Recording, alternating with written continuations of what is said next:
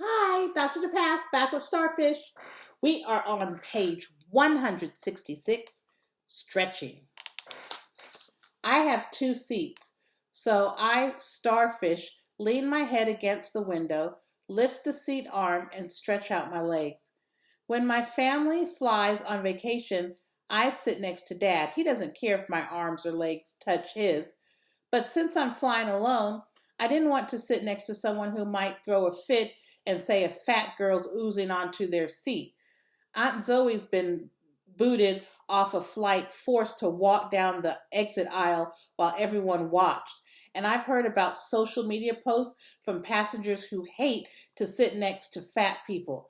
Dad has too. That's why he bought me two seats. And I'm pretty sure Mom doesn't know. Down in Kokomo. There's a beach song called Kokomo, but the only waves around here are waves of corn and soybeans. And now they've all been harvested, Viv says. We barely take a breath, talking nonstop during the hour-long car ride from Indy to Kokomo. Next time I'm visiting in the summer, I blow my hands to defrost them. How does anyone live in this cold? Hot food does wonders, Sue says when we get into their house. She scurries to the kitchen. The sweet scent of yeast rolls rising tempts my taste buds as she starts dinner. I focus on dry erase board. Good luck on your test today. Love you, Mom. Right back at you, kiddo. I read note after note, and there's not a single article about weight loss. That's when I get an idea for the refrigerator at home. Groundhog Day. Before we go to bed, snow like powdered sugar sprinkles the trees. By morning, the branches sag under 6 inches of snow like thick vanilla icing on a cake. What you want to do today? Viv asked. We have skis. Want to try them out? I try to imagine skiing and see my legs ending up twisted like a pretzel in the splits. The only splits this girl wants to do are banana splits. I offer up another idea. Let's build a snow woman.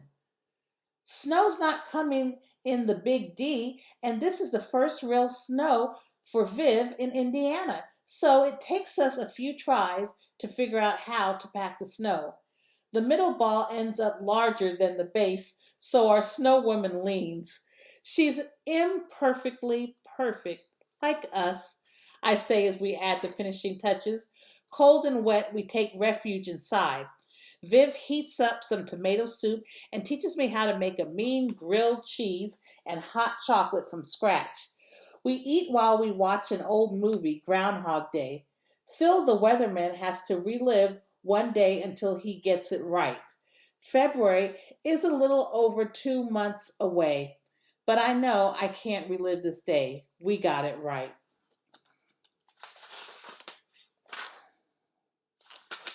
Play ball. Basketball is to Indiana as football is to Texas.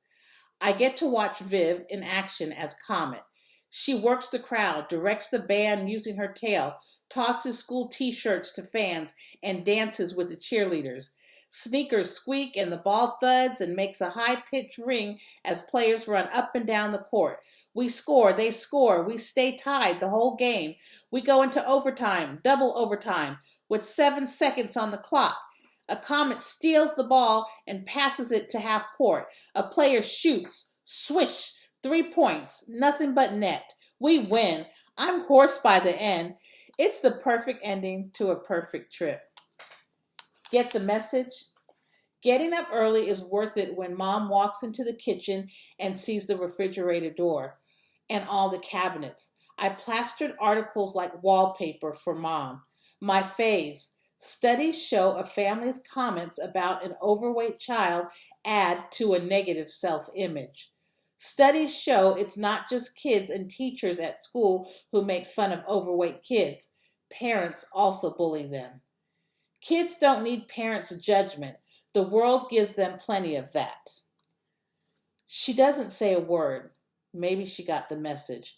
At my next appointment with Doc, she asked for examples of how I've been standing up for myself lately. I mentioned leaving articles for Mom. Genius idea. The best way to be understood is to learn and speak someone's language. So is she still putting up articles? She can't. I put up articles, plastered them everywhere. I even started tacking them to my parents' bedroom door. What do I want? The more someone gets to know you, the scarier it can be. What'd you think?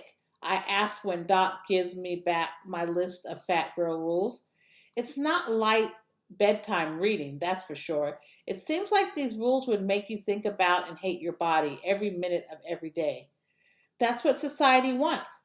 What about what you want, Ellie? No one's ever asked me. I just did. I grab the throw pillow, hold it in front of my belly, slip my fingers through the loops of the fringe around the edges, and twist the threads tight until my fingers turn white. I want people to accept me just as I am. So, who are you, Ellie? Describe yourself without talking about your size. I hug the pillow up higher near my heart. I can't. Doc puts down her notepad. The problem with the fat girl rules is you've let them not only decide how you're going to live, but also define who you are. A chance to be a bully. I think we should try a little exercise, Doc says, and taps an index finger to her lips. Which one? Hmm, hmm, hmm. Just spill it. Get it over with. I hold the throw pillow in front of my stomach again. You don't have to hide any part of yourself, Doc says. I see all of you. I accept all of you. I freeze, finally realizing why I hug pillows. I put it down. How do you feel without it? Doc asks. Vulnerable, a little naked. Can you try it for a while, see what happens? I nod. Good. Have you ever dreamed of being someone else? Only every single day. Then today your dream comes true. I thought you were my therapist, not my fairy godmother. What can I say? I have a lot of hidden talents. She jogs over to the art table, dips her pen in glitter, and spins around as she waves it like a wand. Bibbidi bobbidi boo. You're Marissa and I'm you. I'm pretty sure Doc would have to cut my heart out for me to act like Marissa, but I'll give it my best shot. You need to stuff this under your shirt. I toss her the throw pillow. I stand up and circle her chair so I can look down on her. One side of my upper lip curls as I focus on the frumpy, clumpy, bumpy pillow. You're so fat, you make whales feel skinny. That's a really hurtful thing to say. Well, it hurts my eyes just looking at you. Why are you so mean to me? I bend down so we're face to face because you deserve it. Deserve it? Too bad magic isn't real. You could fix everything with the wave of a wand. Doc waves her pen again. Biddity bobbity boo. Switcheroo. Now I'm Marissa and you're you. I sit in the chair. Doc stands. You deserve to feel pain. She's a better Marissa than I am. She goes right for the jugular. I'm a mini marshmallow in scalding hot chocolate, melting fast, going. Doc bends down and leans in so we're face to face again. Admit it. Going. Admit it. Gone. I nod. Doc pulls up a chair beside me. No one looks down on anyone now. You don't stand up for yourself because you think you deserve the hate. I nod. Do an amazingly good impression of a bobblehead. I'm fat. I deserve whatever anyone says or does to me. No, Ellie, you don't. No matter what you weigh, you deserve for people to treat you like a human being with feelings. A lump grows in my throat, and I think I can't breathe, but I just can't swallow, so I gasp in a gulp of air. But I'm not. I think I'm a big old fat thing. My own mom said so. With the wave of a wand. Like Cinderella, my magical time ends. Doc's wand is a pen again, poised to take notes. What we just did was role-playing, which allows you to think, see, and feel someone else and see yourself through their eyes. What did you learn from it? That your impression of me needs a lot of work. She pretends to take the knife out of her heart, and that I give bullies way too much power. They tell me how I should see myself, how I should feel about myself. How do I change that? She grins from ear to ear. I'm so glad you asked. Doc has 2 assignments for me. The first is to tell Mom when she hurts my feelings. If I don't feel comfortable doing that alone, I should ask Dad to be there with me. The second assignment is to start replacing all my untrue negative thoughts with true positive thoughts. That reminds me of what I have students doing with the trash can bulletin board, enemy number 3, and I made at the library. But it's a lot easier to toss into trash the thoughts others have about you than the ones you have about yourself. Deep doo-doo. Thanks to a screwdriver and chutzpah, I'm about to get some practice with changing thoughts. Every Monday, Mom makes me step on the scale. I'm eating breakfast when she stomps into the kitchen. Where is it? In the trash.